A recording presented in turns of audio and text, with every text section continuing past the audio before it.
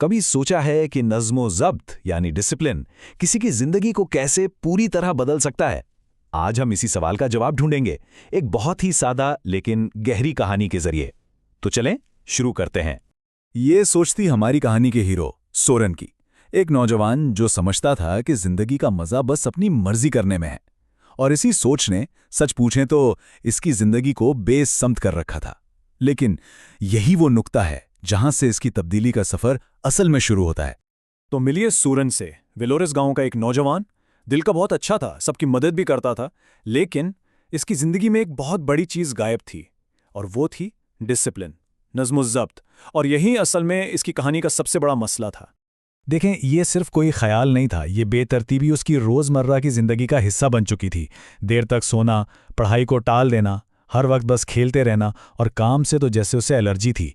यही वो आदतें थीं जो असल में उसकी कामयाबी के रास्ते में खड़ी थीं।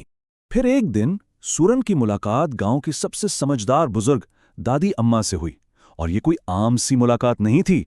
नहीं, ये वो लम्हा था जिसने इसके सोचने के अंदाज को, आप कह सकते हैं कि हमेशा के लिए बदल कर रख दिया। और दादी अम्मा ने सूरन को एक बिल्कुल ही नया आइडिया दिया। ये सिर्फ कुछ अल्फाज नहीं थे, नहीं, ये एक बहुत गहरी सच्चाई थी जिसने सूरन के इस यकीन को सीधा सीधा चैलेंज कर दिया कि असली आज़ादी तो बस अपनी मर्जी करने में है। तो आप देखें, यहाँ दो बिल्कुल अलग सोचें आमने सामने थीं। एक तरफ सूरन जो बस आज की खुशी, फौरी मज़ा चाहता था, और दूसरी तरफ दादी अम्मा की हिकमत जो लंबी कामयाबी की बात कर रही थी। तो सवाल ये बनता था कि असल आज़ादी है क्या? और सच पूछें तो यही इस पूरी कहानी का सेंट्रल पॉइंट है। अच्छा, दादी अम्मा ने उसे कोई लंबी चौड़ी तकरीर नहीं सुनाई, बल्कि एक बहुत ही सादा सा चैलेंज दे दिया। ये चैलेंज देखने में तो बहुत छोटा लगता था, लेकिन असल में ये सोरेन के लिए अपनी सबसे बड़ी कमजोरी यानी सुस्ती पर काबू पाने की तरफ पहला कदम था। इस रात सूरन के अंदर एक जंग चल रही थी। एक तरफ उसका दिल कह रहा था कि बस सोता रहूं, लेकिन दूसरी तरफ दादी अम्मा की बातें उसके दिमाग में घूम रही थीं। और आखिरकार उसने अपनी सुस्ती को हराया और वो उठ खड़ा हुआ। जब सूरन दादी अम्मा के पास पहुंचा ना, तो उन्होंने इसकी इस कोशिश की बहुत तारीफ की। और ये बात बहुत अहम थी, क्योंकि इन अल्फाज ने सूरन को ये एहसास दिलाया कि सबसे बड़ी जंग वो बाहर की दुनिया से नहीं होती, वो तो अपने अंदर की कमजोरियों से होती है। अच्छा, तो इस पहली जीत के बाद सोरेन ने अपनी जिंदगी को ट्रैक पर लाना शुरू कर दिया। उसने सिर्फ जल्दी उठने का नहीं सोचा, बल्कि अपनी पूरी रूटीन ही बदल डाली। ये कुछ ऐसी ठोस तब्दीलियां थीं जो उसने अपनी जिंदगी में की, और इसी से डिसिप्लिन उसके लिए एक हकीकी हासिल करने वाला मकसद बन गया।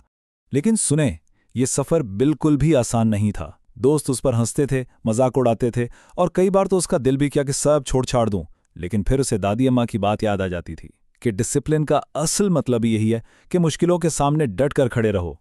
लेकिन असल गेम चेंजर मोमेंट सोरेन की जिंदगी में तब आया जब दादी अम्मा ने उसे डिसिप्लिन का सबसे गहरा राज बताया, और उन्होंने ये राज एक बहुत ही खूबसूरत मिसाल से समझाया। ऐसी मिसाल जो पायदार तब्दीली की बुनियाद है। इस छोटी सी मिसाल में आप जानते हैं एक बहुत गहरा सबक छुपा था।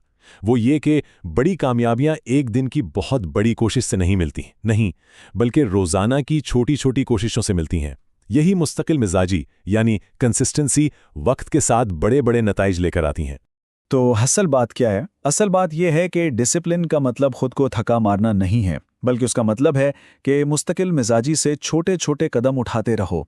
सब्र और रोज की कोशिश, यही है कामयाबी की असल चाबी। और फिर वक्त गुजरता गया और सोरेन की ये लगातार कोशिशें रंग लाने लगीं। वो लड़का जो कभी काम से भागता फिरता था, अब पूरे गांव के लिए एक मिसाल बन चुका था। उसकी जिंदगी आप कह सकते हैं कि 100% बदल चुकी थी। और ये तब्दीली सच में हैरान करने वाली थी। सोचें जरा, वो सोरेन जो कभी अपनी ख्वाहिशों के पीछे भागता था, अब अपनी डिसिप्लिन की वजह से एक लीडर बन गया था। ये इस बात का जिंदा सबूत था कि नज़्म-ओ-ज़ब्त में वाकई कितनी ताकत छुपी है। आखिर में ये कहानी हमें डिसिप्लिन की असल तारीफ समझाती है कि ये कोई जादू की छड़ी नहीं है जो एक दिन में सब कुछ बदल दे। नहीं, ये तो एक बीज की तरह है जिसे रोजाना मेहनत और मुस्तकिल मिजाजी के पानी से सींचा जाता है, तब जाके वो बड़ा होता है। दादी अम्मा के ये आखिरी अल्फाज असल में इस पूरी कहानी का खुलासा हैं। वो हमें बताते हैं कि जहानत या ताकत से भी बढ़कर ये नज़्म-ओ-ज़ब्त ही है जो किसी भी आम इंसान को गैर मामूली बना सकता है, उसे कामयाबी की ऊंचाइयों तक ले जा सकता है। तो ये कहानी हमें एक बहुत अहम सवाल के साथ छोड़ जाती है।